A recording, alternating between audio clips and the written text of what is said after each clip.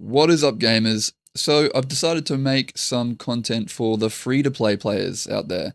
There's a lot of gold farming guides that I could make for the brand new players in the free-to-play who haven't purchased any expansion yet. I'm starting off with, in my opinion, one of the easiest and most fun and relaxing gold farms available to the free-to-play, the World Boss Train.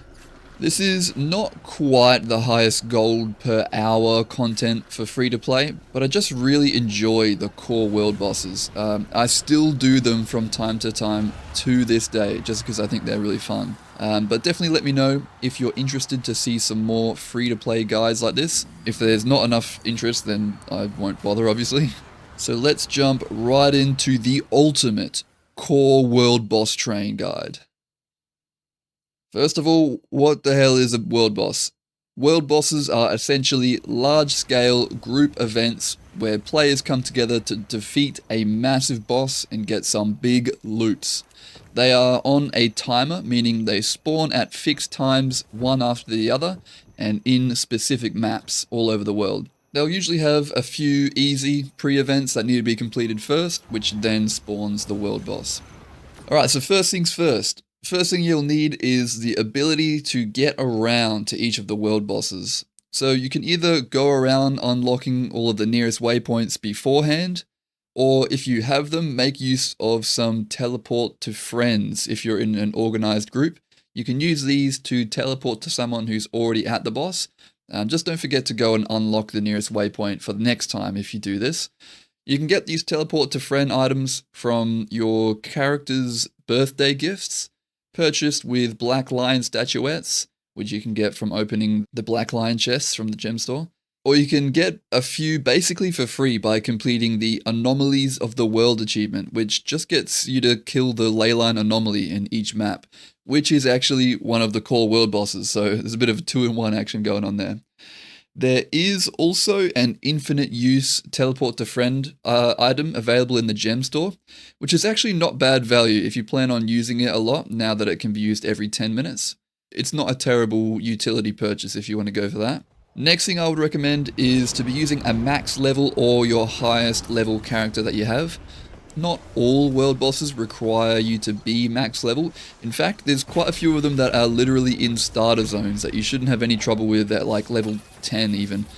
However, some of them are going to recommend a higher level, and a good few of them might give you somewhat of a challenge if you're not max level. Still doable if you're up for a challenge, by the way, but if you want to follow the train all the way through to do all of the world bosses and have a nice chill time doing it, you definitely should max level your character whenever you can, which is actually not hard at all, by the way. It's actually never been quicker and easier to get to max level in this game. Check out my quick leveling guide for more info there if you're interested. The first thing I would do is take a look to see if there's any world boss groups already in the LFG. So you just need to press Y to open the contacts and LFG panel, go to the second tab looking for group, and go to Central Tier World Bosses. If there are any groups doing core world boss trains, they should be in here. If there are no groups, don't worry, you can absolutely still do world bosses. And here is how. First, you just need to find out which boss is up now or the next one that is going to be coming up. The event timers page on the Guild Wars 2 wiki will have what you need. You can actually bring up this page just by typing /wiki event timers in game. Or even shorter, just /wiki et. That will take you directly to this page. We're focusing on just this top core tier category here. We've got the standard world bosses on the first row, the hard world bosses on the second row, which are just basically a bit more mechanically complex world bosses that happen a little bit less frequently and usually giving you even better loot. And then the leyline anomaly, which is just another world boss on its own timer. This one rotates between 3 different maps as well and spawns in a random location within those maps. So that's what makes that one unique. This is the one that actually gives you the daily mystic coin, which are usually quite expensive. And the boss usually dies incredibly fast, so it's actually a very high value thing to do every day. You can copy these waypoint codes and paste them in-game to get a clickable link that will show you exactly where the nearest waypoint is to teleport to for every boss. All you need to do is teleport to that waypoint and follow the crowd, basically. To make this even more seamless, what I do is I actually overlay these event timers in-game with a Blishard add-on. This lets me view the real-time event timers as well as being able to copy the nearest waypoints all in-game without having to Alt-Tab to a browser window. This module also allows you to set up this handy little mini table that I have over here permanently on my minimap, which always shows me when the next boss or event starts just for the map that I'm currently in. It's quite handy, actually. I've got a guide on how to set this up as well, if you're interested. Another option that you do have is the World Boss Portal device. This is another gem store item that you can use to portal to the next world boss that will spawn, or the current one if it's within 5 minutes of it starting. This item I can't recommend too much for its utility, just since it doesn't really do anything that you can't get from the Event Timers wiki page or free Blishard add-ons, except for the fact that it doesn't charge you the waypoint fees when used, and you can actually use it to teleport even if you don't have the waypoints unlocked on your current character. But in general, I wouldn't really say it's worth the gem price for the average player.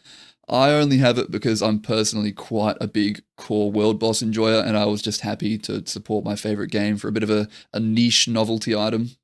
And if you're ever unsure about where to go or what to do for a specific world boss, do not be afraid to ask any questions in map chat. This community is generally incredibly helpful in this game, and there's almost certainly going to be someone there willing to help you out.